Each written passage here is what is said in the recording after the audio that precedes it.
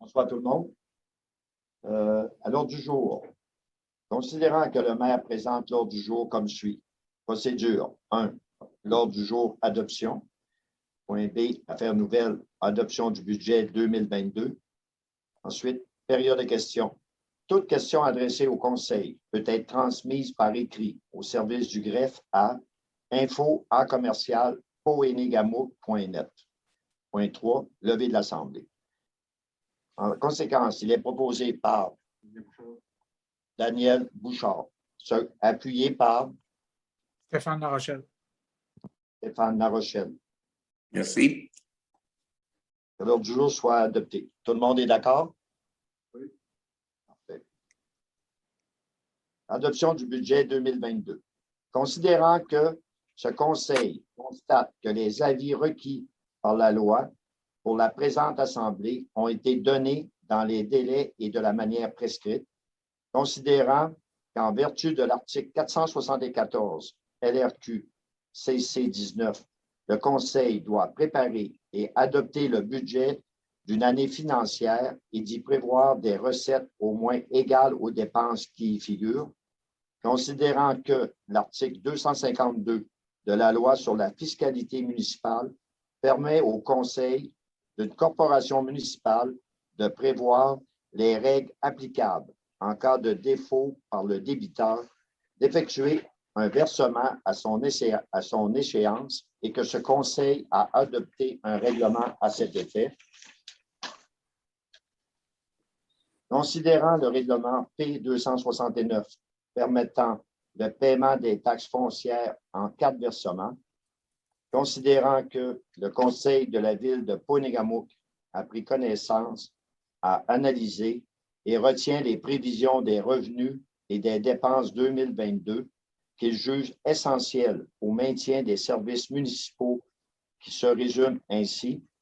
La ville, telle que requis par la loi, présente un budget équilibré pour ses revenus et ses charges au montant de 5 479 041 $. Maintenant, je donne la parole à notre directeur, M. Simon Grenier.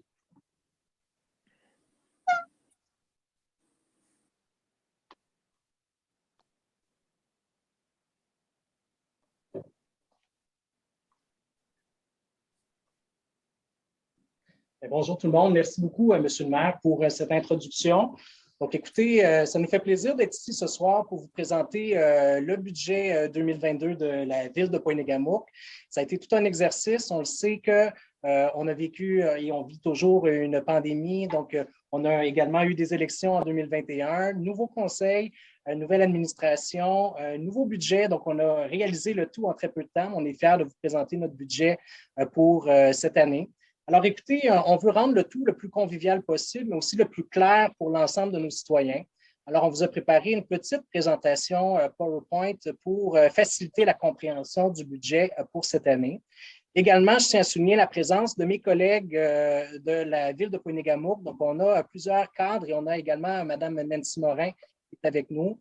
Donc, on a des gens qui sont avec nous pour la séance qui vont donner des compléments d'information. Alors, je tiens à souligner là, la bienvenue à tout le monde.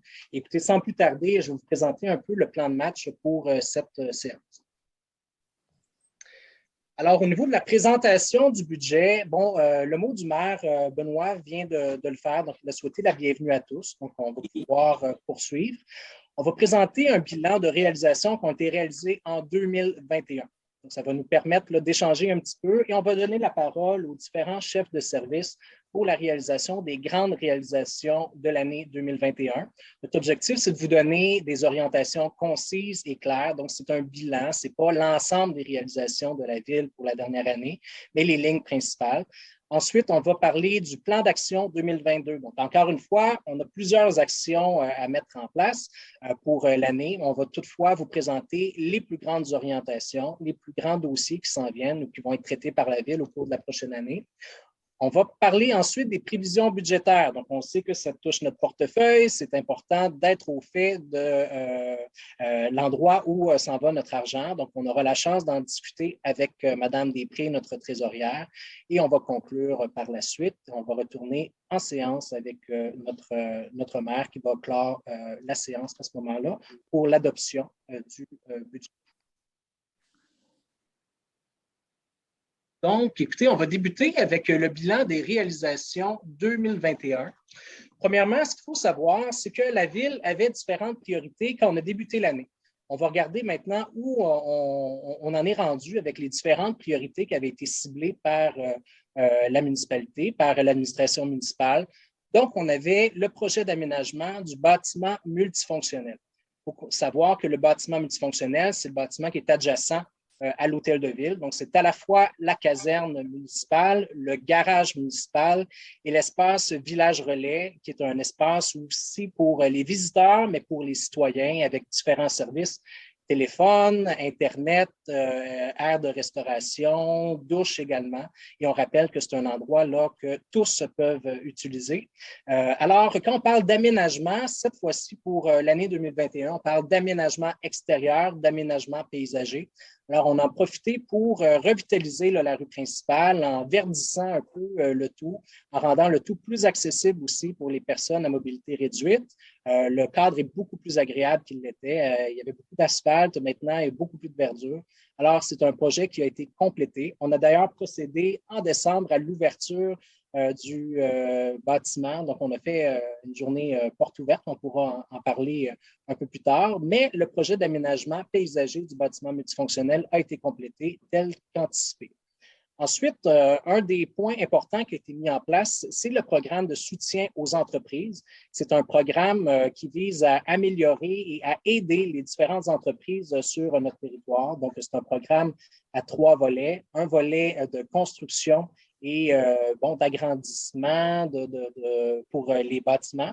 On a un volet embellissement également qui est en vigueur et on a un volet aide à la création d'emplois. Donc, j'invite là toutes les entreprises à consulter ce programme de soutien-là. Il y a de l'argent qui est disponible pour aider nos entreprises et favoriser le rayonnement et le développement sur notre territoire. Ensuite, on a la politique d'accueil et d'inclusion qui figurait parmi les grandes priorités de la Ville.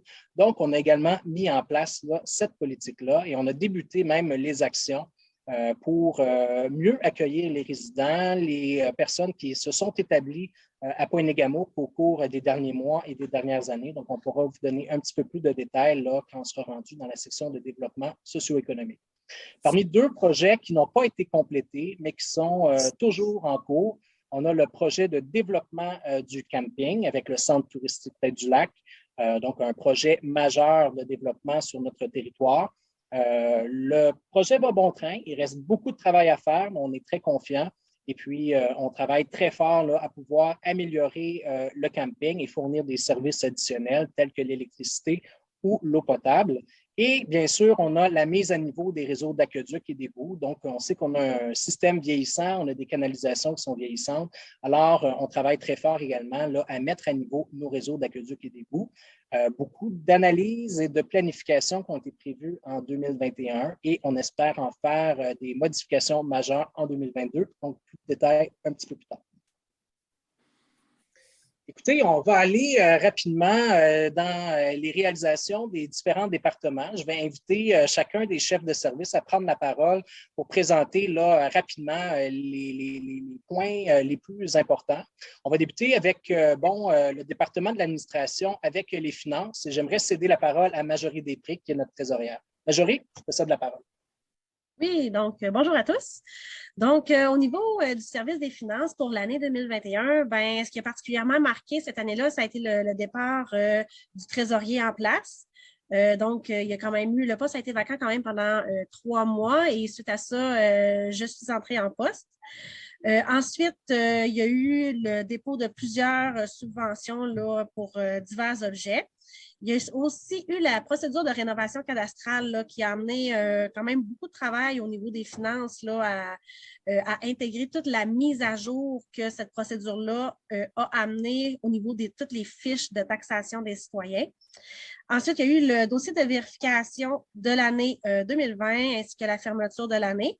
Et bien sûr, là, la préparation du budget 2022 et de ces différents rapports qu'on va voir plus en profondeur ce soir.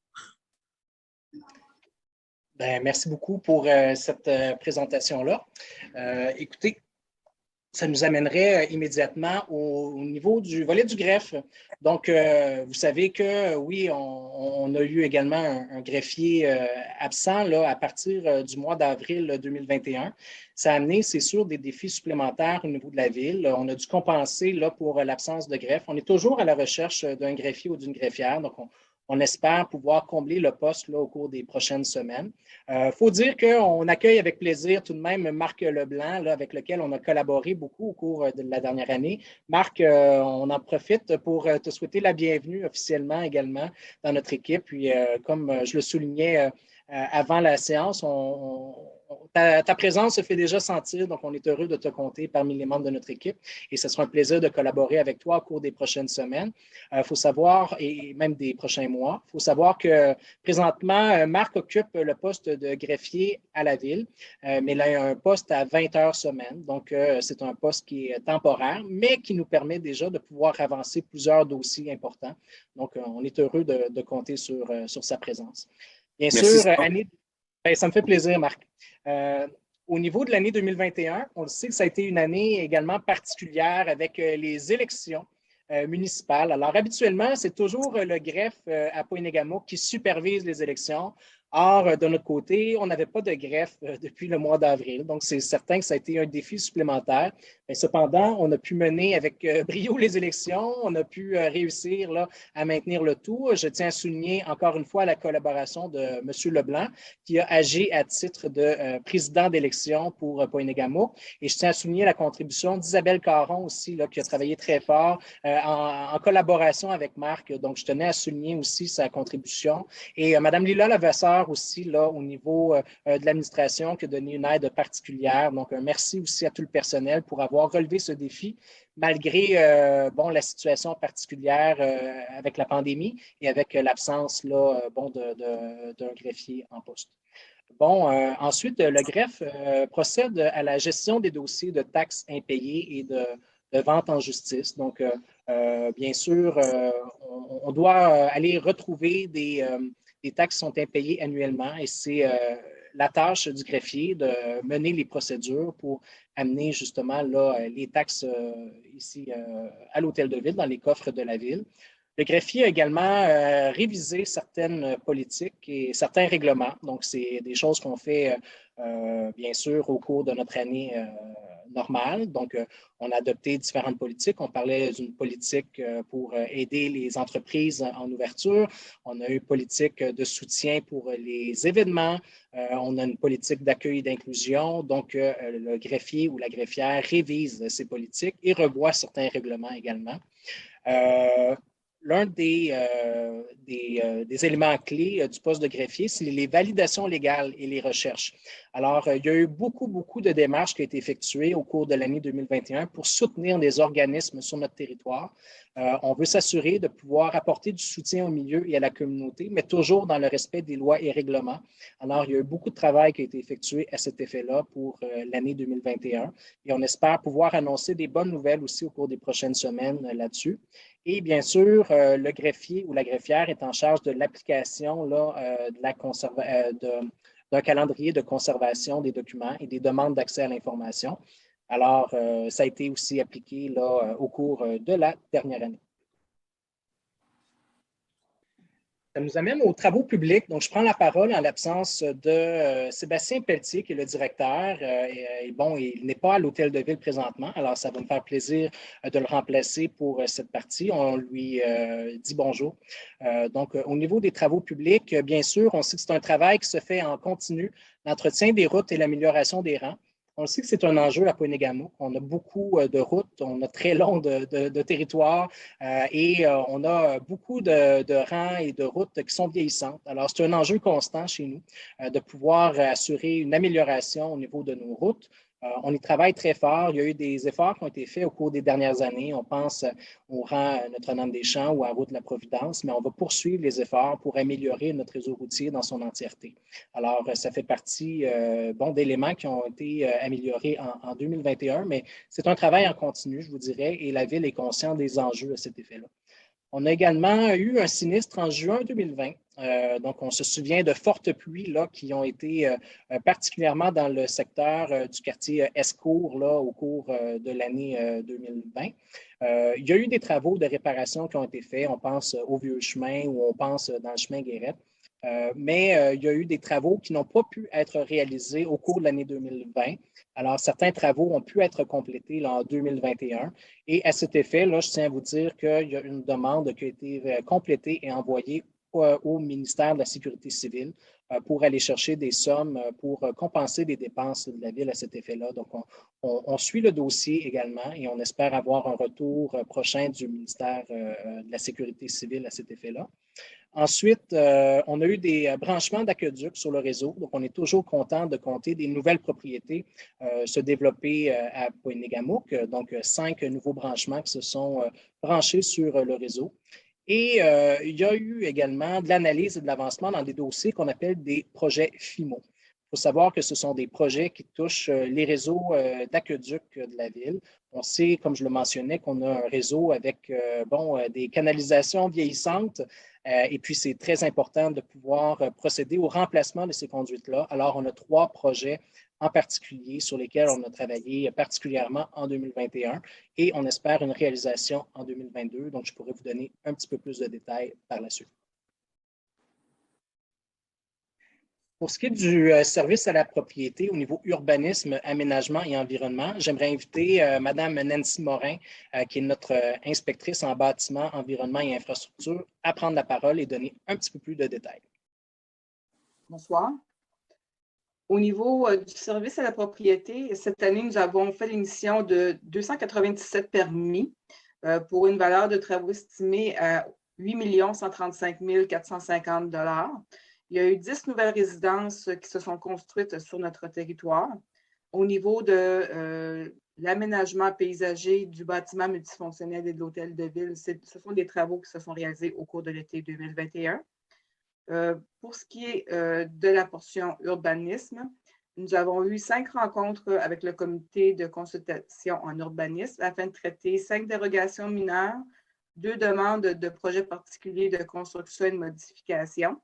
Ensuite, 2 modifications au règlement de zonage et l'étude de modification du schéma d'aménagement. Merci Nancy. Avais-tu d'autres choses à ajouter pour ton département qui ne se retrouve pas dans la présentation? Pour moi, ça fait quand même le tour de ce qui est important à savoir là, pour le contribuable. Parfait. Bien, merci beaucoup pour cette présentation. Au niveau loisirs et culture, j'aimerais inviter cette fois-ci Patrick Cyr, le directeur des loisirs et de la culture à la Ville, à prendre la parole. Patrick? Bonsoir à tout le monde. Au niveau des loisirs et de la culture, cette année a encore été une année sous le signe de la pandémie, malheureusement. Donc, ça a quand même beaucoup d'impact au niveau des programmations. Mais il s'est réalisé des belles choses là, encore cette année, dont on a offert, là, il a fallu s'adapter encore une fois. Donc, on a offert des activités virtuelles et de terrain tout au long de l'année, je dirais aller jusqu'au mois de juin, lorsque les mesures restrictives étaient au plus fort. Ensuite, on a pu tenir notre camp de jour encore en temps de pandémie pour une 2e année. Donc, ça s'est très bien passé. On a eu un bon nombre d'inscriptions avec des activités diversifiées et une belle équipe en place. On a eu également des soirées festives à la plage. Donc, les soirées dans les parcs un peu qui ont été réalisées avec musique, animation, feux d'artifice et tout ça. Donc, c'était pour amener les gens à profiter de la plage puis profiter de l'été. Au niveau de l'Halloween, il y a eu une belle programmation cette année là, avec différents partenaires, dont Actifamille, la Maison des Jeunes, Comité Loisirs Famille.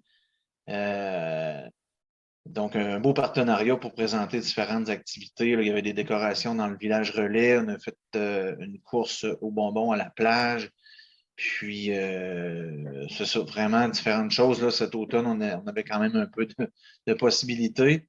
Au niveau, ensuite, on a toujours une belle collaboration avec les 4 scènes et le comité local de spectacle, donc pour offrir des artistes de renom à Polygamou. Donc, on a la chance de recevoir quand même plusieurs artistes qui se promènent partout au Québec, mais qui s'arrêtent à Polygamou. Donc, c'est toujours un plaisir. On a 4 à 6 spectacles environ annuellement. Ensuite, on a fait aussi une grande fin de semaine de Noël tout dernièrement, avec les portes ouvertes du bâtiment multifonctionnel. Il y avait différentes activités sur place, feu de camp, Père Noël et tout ça dans une belle ambiance. Donc, voilà, c'est une petite énumération. Il y a eu bien d'autres choses qui s'est passé dans l'année, mais on peut toujours s'en parler. Les portes du bureau sont toujours ouvertes quand on est là. Parfait. Merci, Patrick. Un plaisir. Au niveau de développement socio-économique, cette fois-ci, j'inviterai Marilyn Labrec à prendre la parole. Marilyn? Bonsoir tout le monde. Au niveau du développement socio-économique, on a eu beaucoup de projets cette année. Donc, je vous présente les plus importants. Il y en a certains que vous avez entendu parler en introduction. Je vais essayer de vous apporter un petit peu plus d'informations, mais à l'instar de mon collègue Patrick, c'est toujours possible de venir nous parler pour discuter plus amplement des projets. Actuellement, on est en télétravail, plus difficile à joindre, mais on espère que ça va s'améliorer dans les prochaines semaines, prochains mois. Donc, le premier gros projet, je dirais, c'est le soutien au centre touristique Tête-du-Lac Pointe-Négamouk. Pour les intimes, vous allez peut-être être plus habitués avec le camping-plage Pointe-Négamouk. Ce qui est important à savoir, c'est qu'on a un organisme à but non lucratif qui assure la gestion du site. La ville est propriétaire des terrains. Ce qui est important pour nous, c'est de s'assurer que cet attrait-là fonctionne bien, puisque c'est un moteur économique important là, pour Pointe-Négamouk. Ça attire beaucoup de visiteurs, donc c'est des visiteurs qui viennent consommer dans nos commerces. Donc, c'est important pour notre économie. Parmi les projets qu'on a travaillé avec eux cette année, il y avait un plan d'aménagement pour le camping et aussi l'électrification des terrains de camping. Donc, on assure un soutien, là, un accompagnement constant. On offre différents soutiens au niveau des ressources humaines, du financement, de la promotion. Donc, c'est un travail en continu et on a encore des belles choses qui s'en viennent pour l'année à venir. On a aussi procédé au lancement d'un nouveau programme de soutien aux entreprises. Ce programme-là a été lancé en juillet, c'est un programme quinquennal, donc qui dure 5 ans, c'est-à-dire qu'il va se terminer en 2025. Pour monter ce programme-là, on a parlé avec différentes personnes, puis on a regardé un petit peu ce qui se fait au Québec, puis on s'est inspiré des meilleures pratiques pour être capable d'avoir quelque chose d'innovant, d'original, mais on s'est assuré aussi que ça représente bien les besoins de nos entreprises. Ce programme-là vise justement à favoriser l'accroissement de l'économie sur le territoire et il se décline en 3 volets, comme ça avait été présenté en introduction. Donc, le volet bâtiment qui offre une aide financière pour l'acquisition, la construction ou l'amélioration de bâtiments, l'embellissement et l'accessibilité, qui est le 2e volet, et le 3e volet est la création d'emplois. Donc, passez le mot dans votre entourage. S'il y a des entreprises qui développent des projets, ça vaut la peine d'aller jeter un coup d'œil. Ça peut faire des économies puis permettre d'aller peut-être un petit peu plus loin. Parmi les autres projets qui ont été réalisés par le service à la collectivité, le département de développement socio-économique, il y avait la réalisation du concours Gang ta fin de semaine légendaire à Pointe-Négamouk. Ce concours-là, c'était une campagne promotionnelle pour la saison touristique estivale. On voulait attirer l'attention sur Pointe-Négamouk et attirer des visiteurs. C'est un concours qui a très, très bien fonctionné. C'était une campagne sur les médias sociaux, donc sur Facebook, qui a attiré qui a été vue en fait par plus de 220 000 personnes au Québec. Le prix était un prix d'une valeur de 1 000 qui était constitué de différents services et cadeaux fournis par les entreprises locales et par la ville. Puis, en fait, le gagnant, c'est une famille de la Beauce, en fait, qui a gagné le prix, qui est venu ici. Ils ont adoré leur séjour, puis on est convaincus que ça va faire des bons ambassadeurs pour promouvoir notre destination. Donc, c'est une belle réussite pour l'année 2021. Parmi les autres réalisations, on note les premières activités en lien avec la politique d'accueil et d'inclusion des nouveaux résidents. Cette politique-là, elle a été adoptée en octobre. En gros, ça vise à attirer des nouveaux résidents, de s'assurer qu'ils soient bien chez nous et qu'ils désirent rester aussi parmi nous. Dans cette politique-là, on trouve 11 objectifs avec 35 actions. Il y a déjà une action qui a été réalisée en 2021, c'était l'organisation d'une activité d'accueil pour les nouveaux résidents. On a pu faire ça durant la grande fin de semaine de Noël, puis on a eu une trentaine de participants là, qui sont venus à l'activité. C'est quelque chose qu'on va relancer encore dans les années à venir. La dernière réalisation que je veux vous parler, c'est le prix Jacques Aymon. La ville de Poigny-Gamou qui a reçu le prix Jacques Aymon durant le gala Inspiration 2021 de la Fédération des villages relais. Le prix, en fait, visait à souligner l'esprit rassembleur puis la propension d'une ville à travailler avec les acteurs du milieu. Le jury a été séduit, en fait, par le projet de Poigny-Gamou, qui était le prix ambassadeur qui était tenu en 2020, qui visait à souligner la contribution d'une entreprise, d'un organisme et d'une personne au rayonnement du milieu. Donc, c'est ce qui nous a permis de décrocher ce prestigieux prix. Merci beaucoup, Marilyn. Il nous reste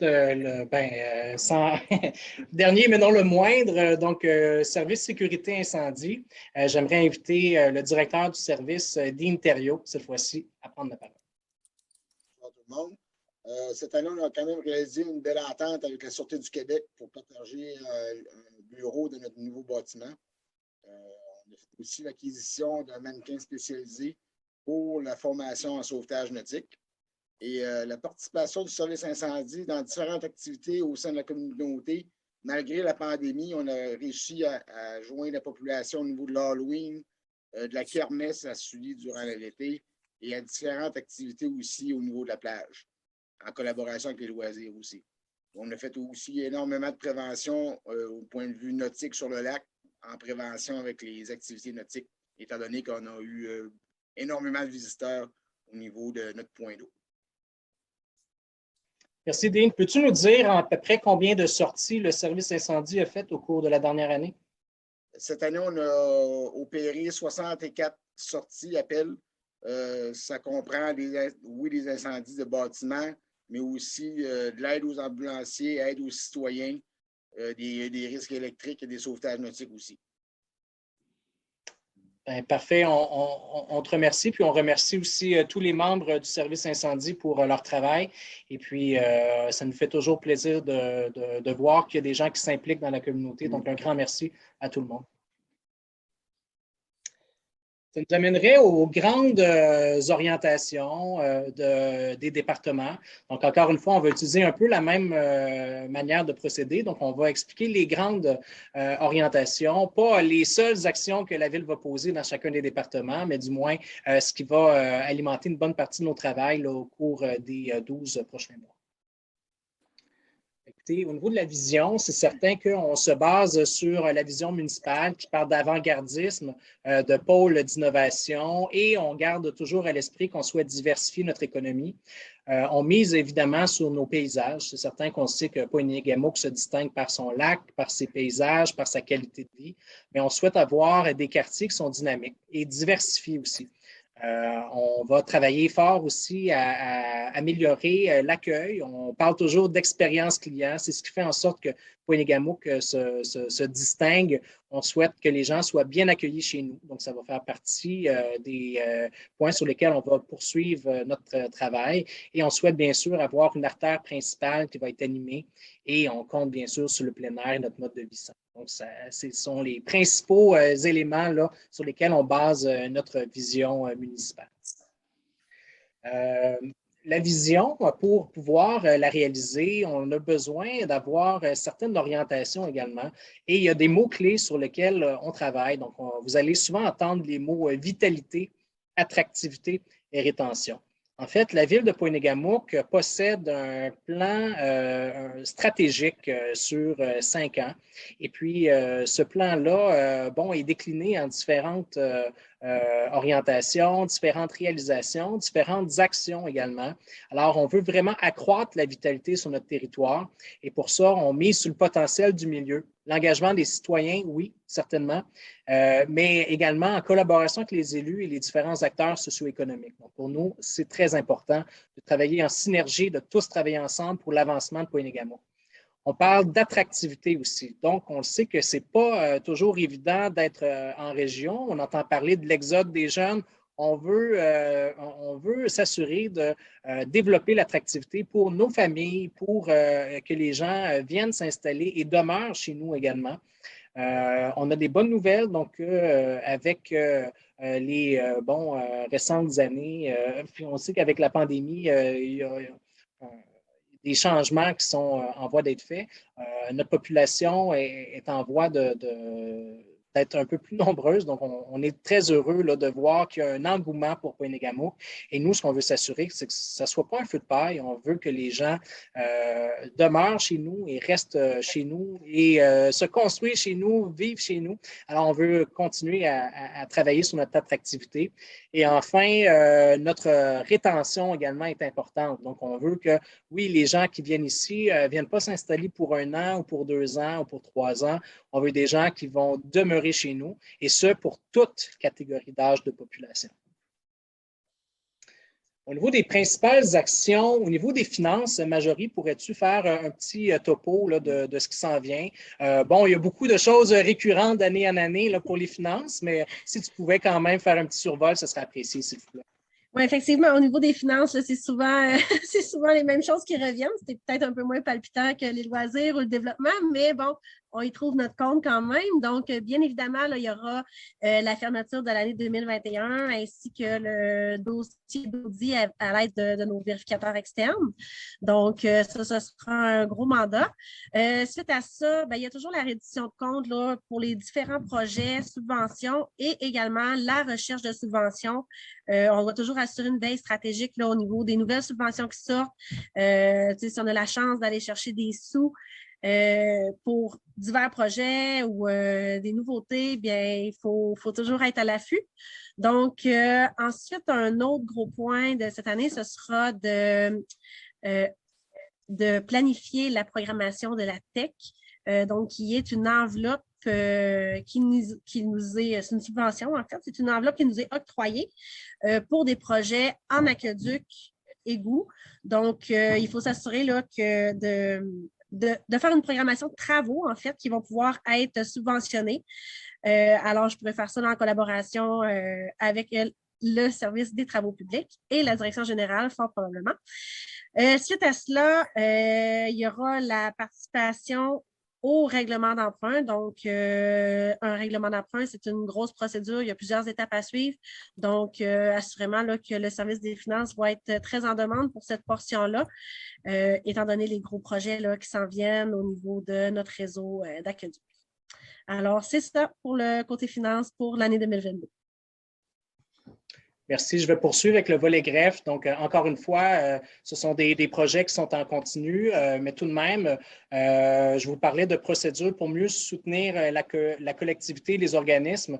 Donc, c'est quelque chose qui est en continu. On est toujours en train de regarder quels sont les meilleurs moyens pour accompagner les organismes sur notre territoire, les entreprises. Donc, on a toujours des démarches à faire en ce sens-là.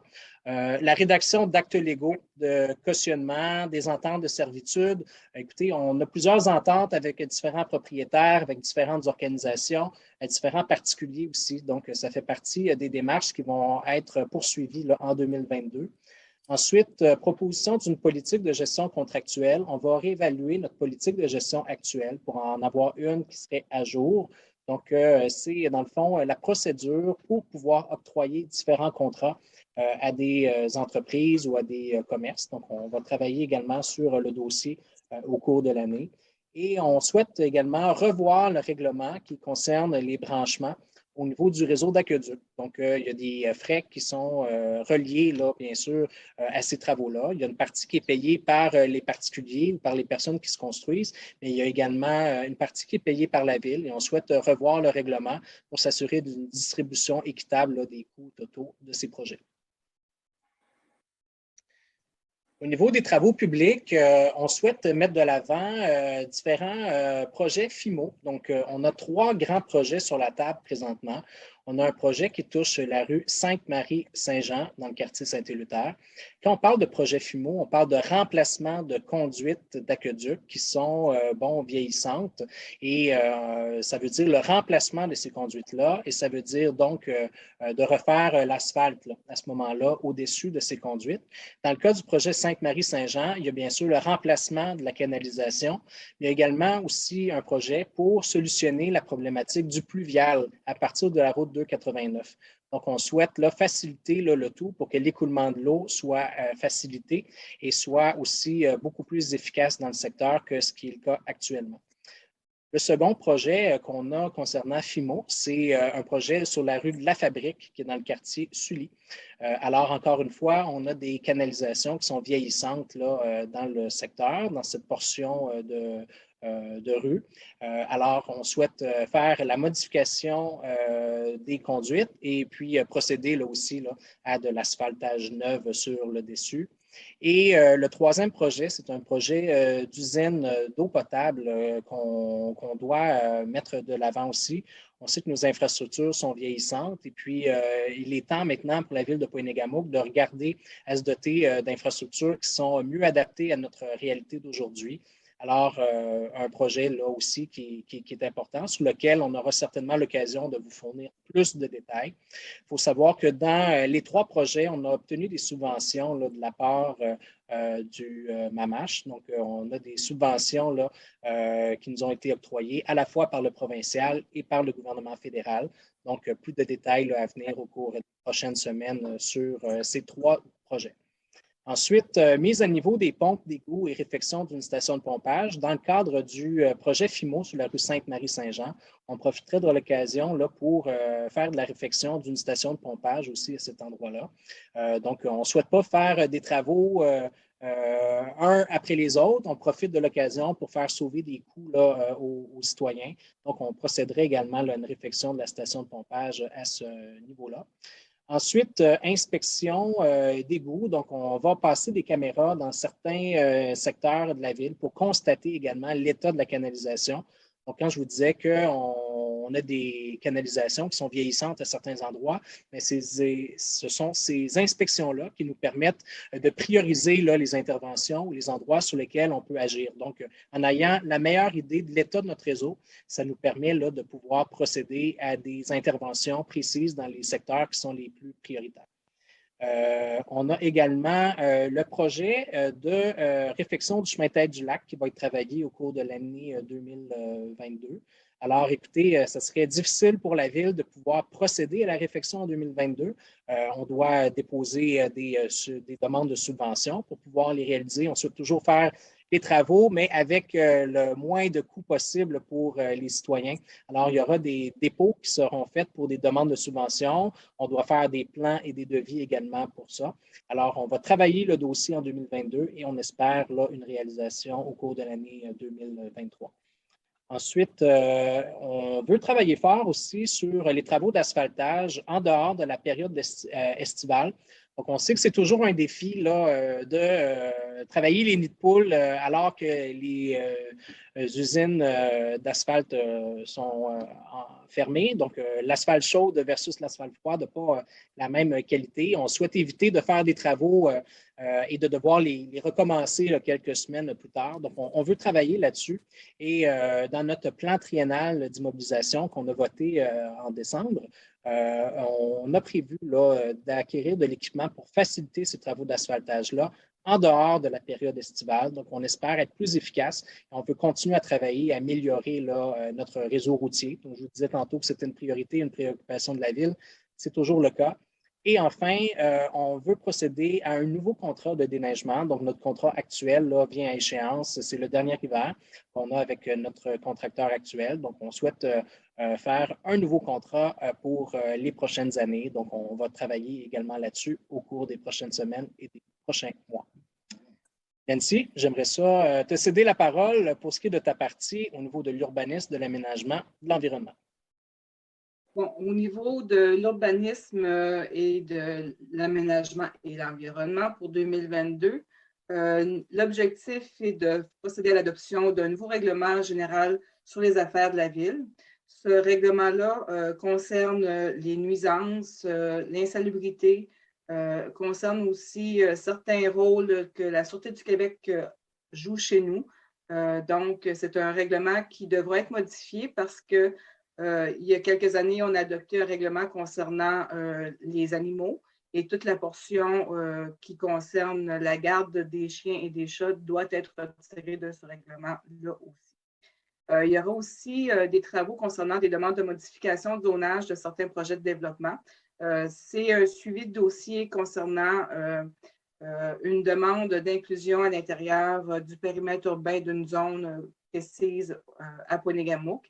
Et il y a aussi un projet concernant une modification du pince au large qui fait en sorte de pénaliser certains citoyens pour la construction domiciliaire.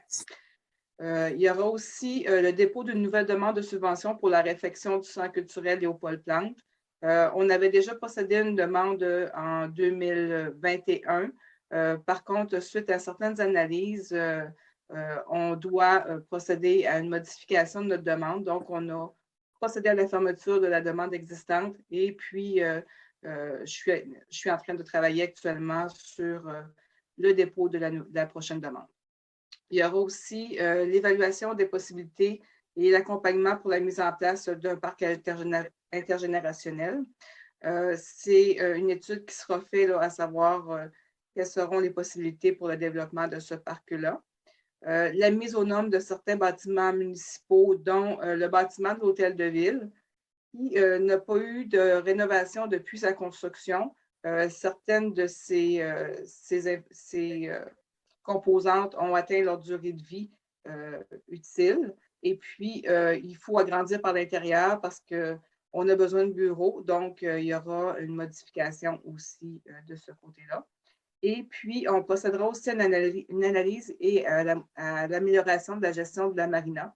On sait que c'est un enjeu environnemental important concernant tout ce qui est le lavage des bateaux et toutes les espèces envahissantes. Donc, c'est une attention particulière qu'on veut porter à ce niveau-là, au niveau du lac, parce que c'est quand même un de nos joyaux. Donc, il faut le préserver. Merci beaucoup, Nancy.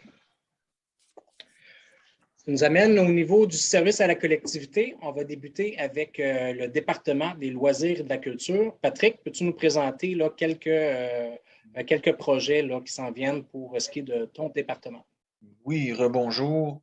Donc, au niveau de loisirs et culture, il y aura bien sûr la poursuite et l'amélioration des différentes activités de loisirs au niveau de toutes les saisons et souhaitons là le retour des programmations aussi saisonnières, automne, hiver et estivale. Installation d'une œuvre d'art publique dans le bâtiment multifonctionnel. Il y a présentement un appel d'offres de projet pour installer une œuvre d'art dans la section Village Relais du nouveau bâtiment, donc afin d'agrémenter le tout un peu. Ensuite, on parle d'une bonification de l'offre événementielle sur le territoire, donc on désire fortement là, remettre à l'avant-plan certaines activités et en offrir peut-être de nouvelles, certains événements, donc bien sûr avec la participation du conseil, mais aussi avec les citoyens, donc on va demander l'aide et l'appui de la population dans ces événements-là. Ensuite, au niveau du partenariat avec le Centre touristique Tête-du-Lac, ben moi aussi, de mon côté, je travaille beaucoup autant au niveau du CA qu'au niveau des activités en partenariat avec la plage, le camping-plage. Donc, on fait beaucoup de choses ensemble parce que c'est aussi un bel endroit de loisirs à Ponegamook qu'on veut que nos citoyens en profitent pleinement. Le maintien, la bonification des activités sociales et communautaires en partenariat avec les organismes du milieu. Donc, ça, depuis quelques années, depuis tout le temps, mais en particulier depuis quelques années, on fait de plus en plus de partenariats avec les organismes du milieu qui ont des missions similaires au service des loisirs. Donc, on s'associe ensemble et puis on offre des programmations, soit à la relâche, à Noël, à Halloween. On unit nos forces et puis on peut réaliser plus de choses ensemble. Et ensuite, pour terminer, évaluation et réflexion sur certaines infrastructures de loisirs, marina, patinoire, les sports aussi offerts aux jeunes et adultes. Donc, il y a plusieurs réflexions à faire, c'est-à-dire cette année à ce niveau-là pour donner des sports et des activités qui ont que la population a des intérêts finalement. Merci beaucoup. Marilyn, souhaites-tu poursuivre avec le volet développement? Oui, parmi les projets qui sont prévus en développement pour l'année 2022, eh bien, il y a la refonte du site Internet municipal. Celui-ci date déjà de plusieurs années, puis malheureusement, avec la technologie qui évolue très vite dans ce milieu-là, dans ce domaine-là, notre site commence à être désuet. Par contre, on va profiter de l'occasion pour peut-être améliorer certains aspects, notamment la navigation puis l'accès à l'information. On sait que ce n'était pas toujours facile de trouver de l'information sur notre site, donc on va améliorer cet aspect-là. Parmi les autres projets aussi, on poursuit notre accompagnement du centre touristique Tête du Lac pour le développement du camping municipal. Ça va être une très, très grosse année où est-ce qu'on va compléter le projet d'électrification, puis on va voir au branchement à l'eau potable. Donc, l'objectif est d'amener que certains terrains du camping puissent bénéficier de 3 services. Donc, on travaille par là-dessus et on continue aussi à accompagner autant dans la réalisation d'activités, la promotion et tout. Un autre projet qui est très, très intéressant, sur lequel j'ai hâte de pouvoir vous présenter plus en détail, c'est le projet Anecdote.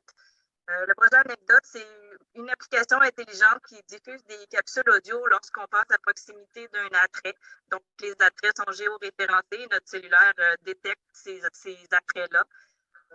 Je travaille présentement avec le Comité Histoire et Patrimoine pour documenter les attraits. Quand on parle d'attrait, on parle, oui, d'attrait touristique, mais aussi tout ce qui touche l'histoire et le patrimoine. Donc, ça va être une application qui va être intéressante pour les visiteurs, mais également pour les citoyens, pour en apprendre un petit peu plus sur notre histoire. Donc, c'est un projet qui est déjà commencé et puis qui va avancer au courant de l'année. Dans les autres projets, évidemment, le parc intergénérationnel va demander beaucoup d'énergie. Donc, on a le souci d'accompagner nos collègues au service de la propriété pour l'avancement de ce projet-là. On a aussi la poursuite de la mise en œuvre de la politique d'accueil et d'inclusion des nouveaux résidents qui a été lancée l'année dernière. Donc, on a beaucoup d'actions à mettre en œuvre. Puis aussi la politique famille aînée. Dans ces cas-là, les grandes actions qui sont ciblées cette année pour la politique d'accueil et d'inclusion, on désire développer une trousse qu'on pourrait remettre aux nouveaux arrivants pour leur fournir de l'information. Puis aussi la mise en place d'un système de parrainage. Donc, ces projets-là sont réalisés avec un comité citoyen que j'apprécie beaucoup. Et pour ce qui est de la politique famille aînée, on va travailler beaucoup sur les aspects de la sécurité, des saines habitudes de vie, puis essayer de promouvoir un peu plus les services existants au niveau que ce soit des transports ou de la santé mentale. Parmi les autres projets encore à développer cette année ou à réaliser, on a toujours le soutien aux organismes sur le territoire et l'accompagnement dans leurs projets. On a beaucoup d'organismes actifs sur le territoire, c'est génial. Alors, nous, on est là pour offrir un coup de pouce, que ce soit pour structurer, développer des projets, que ce soit pour trouver du financement, développer les communications. Donc, on est toujours là pour faire avancer les choses dans la communauté. Merci beaucoup, Marilyn. Edine, peut-être en terminant, souhaites-tu parler un petit peu là, des principales actions pour ce qui est du service sécurité incendie? Au niveau du service sécurité incendie, il va y avoir un renouvellement de l'entente salariale des pompiers, fait en collaboration avec le conseil municipal et le DG aussi. Il va y avoir une réalisation d'une campagne de recrutement de pompiers aussi parce que malheureusement, les services incendies au Québec sont en démographie. Il faut recruter du monde pour justement assurer nos avenirs. Et par la même voie, c'est la mise en application de la poursuite de la formation du personnel. On parle de nouveaux pompiers, donc il faut les former aussi. Et il faut maintenir aussi les compétences de pompiers qui sont déjà en place. Et on a une collaboration avec d'autres partenaires en sécurité civile, dont la SQ et d'autres municipalités. Une analyse d'opportunité pour la mise en place de tours de communication pour sauver des gros sous dans l'avenir. Puis on va avoir l'acquisition de nouvelles trousses d'urgence pour en sécurité civile. Merci beaucoup, Dean. Peut-être un petit élément de bonification pour ce qui est du renouvellement de l'entente salariale des pompiers. Je tiens à souligner que c'est vraiment une priorité de l'administration actuelle. Donc, on a travaillé très fort avec nos employés syndiqués pour signer une convention collective qu'on a signée là, au début du mois de janvier. Alors, présentement, on travaille là, sur une entente salariale avec les pompiers pour s'assurer que les conditions soient suffisantes pour le travail qui est effectué. Donc, on reconnaît là, le travail qui est effectué par les gens de la brigade. Alors, on travaille très fort là-dessus. Et puis, on devrait avoir aussi des nouvelles à annoncer au cours des prochaines semaines à cet effet-là. Ça nous amène aux prévisions budgétaires. Donc, on sait qu'en bout de ligne, on aime tous savoir où s'en va notre argent. Je vais inviter Marjorie Després, donc notre trésorière, là, à adresser les grandes lignes aussi des prévisions budgétaires, vous donner un petit peu plus de détails sur le budget 2022. Parfait. Donc, on va commencer avec les revenus. Tout d'abord, on a les revenus de taxes sur la valeur foncière. En fait, ce qui a été prévu cette année, c'est une légère augmentation là, de 1,5 % sur la taxe foncière générale. Donc, les taux, dans l'écart qu'on voit là présentement de 2022 versus 2021, il y a cet écart-là. Mais aussi l'écart dû à la taxe sur la dette, donc qui présente une légère augmentation, elle aussi, cette année. Ensuite, sur les taxes sur les autres bases, donc ça, dans ce département-là, on retrouve vraiment les taxes sur les services, donc que ce soit les services d'aqueduc, égouts, de réseau ou de déchets, recyclage. Ensuite, tenant lieu de taxes, ce département-là, on présente une augmentation de 38 000. Ça, c'est les compensations que nous recevons du gouvernement pour leurs propriétés là, qui sont sur notre territoire. Donc, cette année, il y a eu une refonte là, du calcul pour les compensations de ces propriétés-là. Donc, ce qui nous en est une belle augmentation. Donc, on en est très reconnaissant. Par la suite, les transferts, c'est tout ce qu'il y a de subventions. Une légère diminution versus l'an passé, je vous dirais que c'est particulièrement dû au fait que l'an passé, il y avait eu des grosses augmentations dues à la COVID, à la pandémie. Il y a eu des aides supplémentaires qui ont été octroyées. Donc, l'écart, là, cette année, les aides étaient un peu moins généreuses, malheureusement. Donc, c'est un peu ce qui explique l'écart. Au niveau des services rendus, ça, c'est tout ce qui est tarifé là, en termes, parfois, quand notre service incendie se déplace dans les municipalités avoisinantes et qu'on charge un tarif, ça va rentrer dans cette catégorie-là. Même chose lorsqu'il y a des loisirs qui sont facturés, là, je pense entre autres les cours de natation, ces choses-là. Donc, ça va rentrer dans ce département-là. Donc là, on espère que les activités pourront reprendre et que ça suivra son cours au niveau des services rendus. Imposition de droits, dans cette catégorie-là, on a été assez conservateur. On y retrouve la majeure partie de ce département-là, c'est les droits de mutation. Donc, on sait que les 2 dernières années ont été quand même très, très achalandé au niveau des mouvements, des achats de maisons. Donc, on a eu des belles années. On a décidé d'être un peu plus conservateur pour 2022, donc c'est un élément qu'on ne contrôle pas. Donc, c'est un peu dur de le planifier. Donc, on se met toujours un montant de base et quand il y en a plus, ben, tant mieux, ça nous permet de donner plus de services à ce moment-là. Amendes et pénalités, c'est un petit montant là, qui nous est transmis par la MRC d'environ 3 500 chaque année.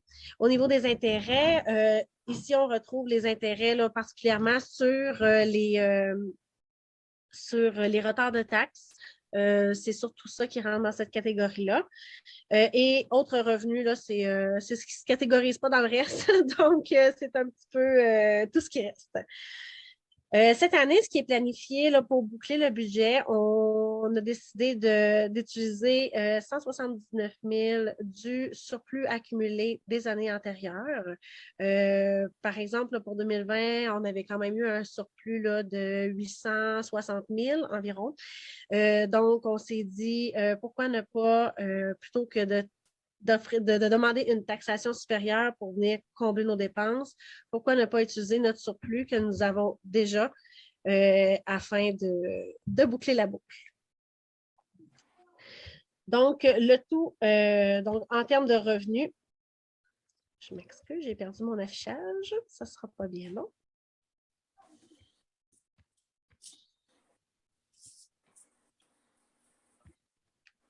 Petit bug.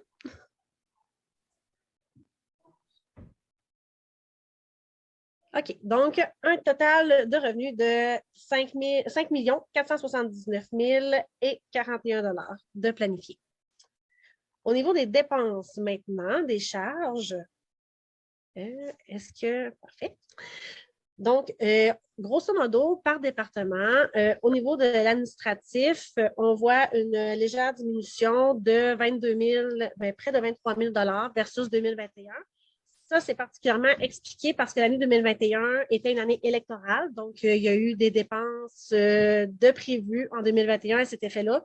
Donc, je vous dirais là, que le montant qui est budgété cette année, c'est vraiment le montant courant d'une année non électorale. Sécurité publique, ici, on retrouve là, tout ce qui est service incendie, service de police. Donc, une légère augmentation là, de 5 000 $ pour ce département-là.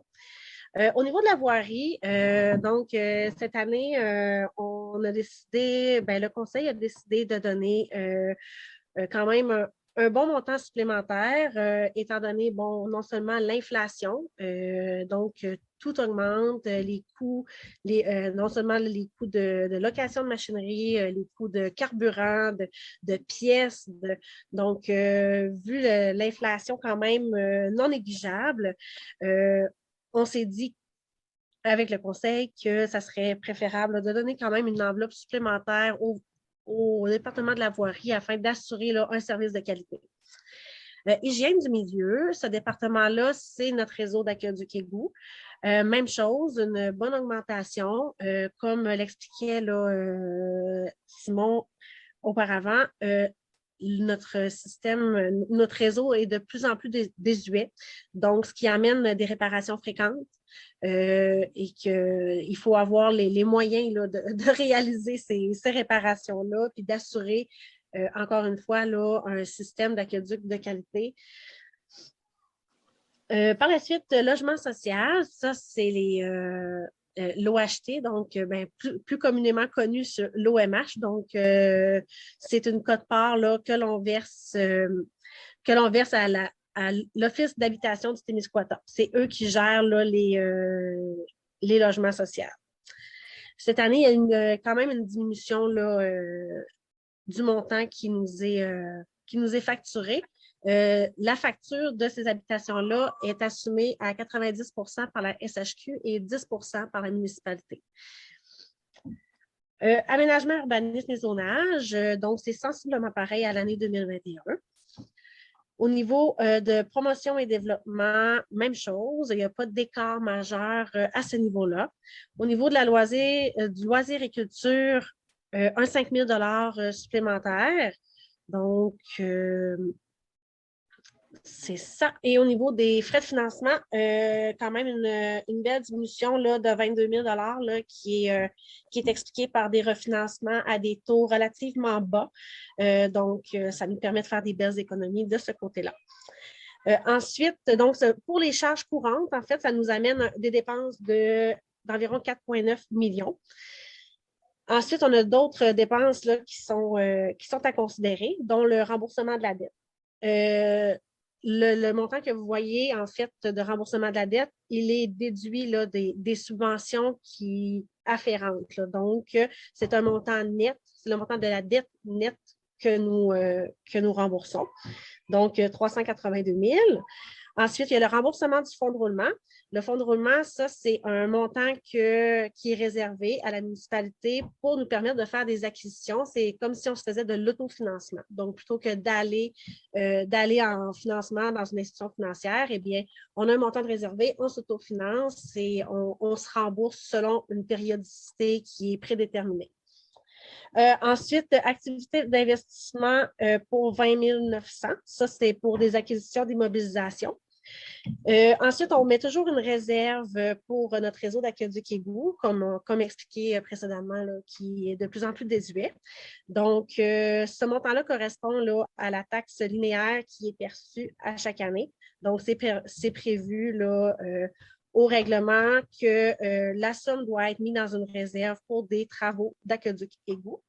Et tout nouveau cette année, une réserve pour les élections qui auront lieu dans 4 ans. Donc, c'est une nouvelle norme à respecter.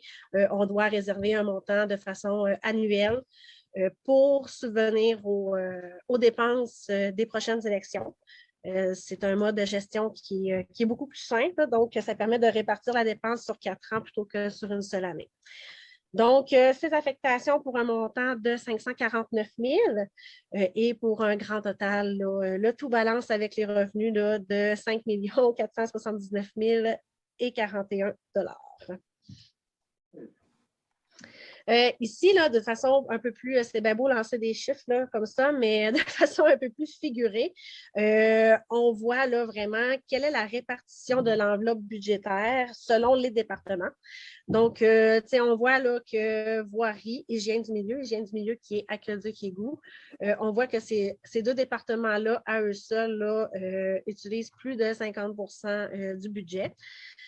Ensuite, on a l'administration qui utilise 16 loisirs et culture pour 11 sécurité publique 9 développement 5 le financement 4 du budget et l'urbanisme et le logement social là, pour 1 chacun du budget. Donc, les principaux écarts là, sur lesquels on peut porter notre attention, comme j'expliquais un peu plus tôt, les taxes générales sur la valeur foncière, donc l'augmentation de 1,5 % qui a été planifiée cette année, va amener des recettes de 80 706 $ dans les coffres de la ville. Ensuite, les taxes sur le service de la dette qui ont légèrement augmenté vont amener des revenus de 27 848 $. Les taxes de service qui ont aussi été ajustées légèrement à la hausse cette année vont apporter 82 653 $. Les taxes de compensation, là, celles dont je parlais précédemment du gouvernement pour les immeubles gouvernementaux sur notre territoire. Et les transferts, là, les subventions là, qui ont légèrement diminué là, de 16 000 $. Ce qui nous amène là, à des écarts. Là, les principaux écarts représentent environ 213 000 $. Au niveau des charges, on a aussi des écarts là, majeurs. Donc, la voirie municipale, le réseau d'aqueduc-égout, la quote-part de la RDT qui a quand même augmenté beaucoup cette année. Et bon, les frais de financement, bien, qui ont, de notre sens, qui ont diminué. Donc, ce qui permet d'équilibrer un peu tout ça. Donc, tel que précisé là, un peu plus tôt aussi, là, on vient rementionner ici qu'il y a 179 236 $ qui est utilisé du surplus pour 2022 versus 140 000 qui était prévu en 2021. Donc, tantôt, je vous parlais que les taxes de service avaient été ajustées à la hausse un peu cette année. Donc, pour les taxes de service, comment on fonctionne, comment la Ville a toujours fonctionné, c'est qu'on essaie de faire de l'autofinancement. Ça veut dire que toutes les charges qui sont relatives aux services sont refacturées sur le compte de taxes, ce qui permet d'équilibrer vraiment les revenus et les charges d'un service pour que le tout arrive sensiblement à zéro. Donc, au niveau des services d'aqueduc, cette année, il va y avoir une augmentation de 12,90. Au niveau du service d'égout, une augmentation de 12,68. Ça représente environ 6, quelques % là, pour les deux services. Au niveau de la collecte des ordures, une mini-augmentation là, de 1,21 qui correspond là, à l'augmentation au niveau de la RIDT. Le recyclage, c'est quand même un bond assez majeur. Il faut comprendre que dans le recyclage, cette année est inclus les matières organiques. Donc, c'est nouveau là, à 2022. Donc, le fameux bac brun. Donc, c'est pour cette raison-là que c'est quand même un écart majeur là, au niveau du service de recyclage. Et au niveau du chemin Guérette, il y a une légère augmentation là, de 11 cents là, pour les unités.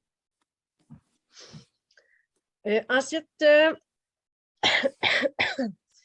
au niveau des taxes foncières résidentielles, l'augmentation de 1,5 % dont on parlait tout à l'heure, si on le chiffre, en fait, au lieu de représenter, en 2021, ça représentait 1,12 du 100 $ d'évaluation. Cette année, ça sera 1,14. Au niveau du service de la dette, même principe. L'an dernier, c'était 0,1930 $ de...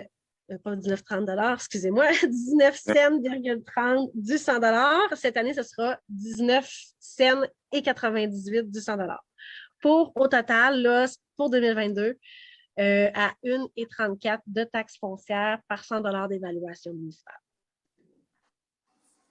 Ça représente là, 2,38 cents d'augmentation. Ici, on vous a fait un exemple là, de ce que peut représenter les augmentations au global pour une propriété raccordée.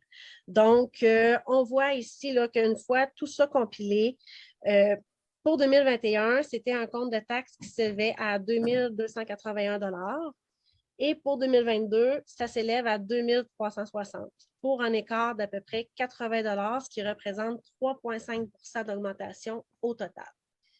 Donc, c'est quand même un pourcentage qui est sensiblement pareil à ceux des autres municipalités. On voit quand même, c'est assez généralisé cette année, l'augmentation des taxes. C'est quand même un pourcentage réaliste qui est conservateur. Donc, voilà pour l'exemple. Merci beaucoup. Donc, Simon, je te laisse la parole pour la suite. Si jamais vous avez des questions au niveau du budget, ça me fera plaisir. Transmettez-les selon la procédure là, à info@ponegamo.net. Ça me fera plaisir d'y répondre là, soit plus en détail ou si vous voulez aussi préférez me parler de vive voix, vous avez des questions pointues. Ça va me faire plaisir, je vais être disponible. Merci beaucoup, Marjorie, pour ces précisions. Je suis en ligne ou quoi? Comment tu me vois, là? Oui, on t'entend, Marc. Marjorie, vraiment, oui? là, extraordinaire, la présentation. Là. Je l'ai écoutée avec grand intérêt et c'était très clair. Bravo. Merci beaucoup. C'est super, Marjorie. Merci. Parfait. Bien, merci Marc pour ces commentaires-là. Oui, merci Marjorie pour la présentation. Je pense que ça a fourni de l'information pour ce qui est de nos citoyens. Donc, on a essayé d'être le plus clair, le plus limpide possible. Bien sûr, l'information qu'on a transmise aujourd'hui, elle est filmée, mais on souhaite aussi transmettre de l'écrit aux citoyens.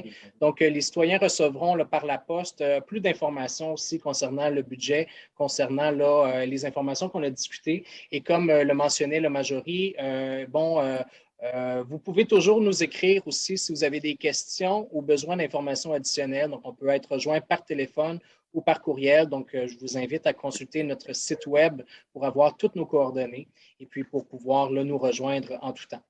Écoutez, je pense que c'est ce qui conclut la partie du moins présentation. Excuse-moi, Simon, bravo pour le travail que tu fais par Marjorie et votre équipe. Mais là, il n'y a pas de proposition pour l'adoption du budget, non? Bien, je voulais justement céder la parole là, au maire là, pour le retour. C'est beau, Simon. Parfait. Merci. Vas-y. Merci, Simon. Merci à tous ceux qui ont pris la parole et qui nous ont aidés à faire ce budget. Tout le personnel qui a travaillé à l'élaboration du budget, ainsi qu'à tous les membres de l'équipe du conseil et aussi Marc et Simon pour votre beau travail. Donc, en conséquence, il est proposé par Stéphane Larochelle. Stéphane Larochelle. Stéphane, merci Stéphane. Moi, Diane Bouchard. Merci Diane. Que soit résolu à l'unanimité des conseillers que les prévisions budgétaires 2022 soient adoptées. Donc, pour la levée de l'Assemblée, considérant que les points à l'ordre du jour ont été traités à 20h40. 43 minutes. En conséquence, il est proposé par Chantal Briand, secondé par Sébastien Belleville, appuyé par Sébastien Plot. Merci. Et résolu à l'unanimité que le conseil aussi est tous d'accord avec ça? Oui. Tout le monde est d'accord? Oui. Parfait. Je peux faire maintenant la levée de la présente Assemblée. Merci beaucoup et bonne fin de soirée.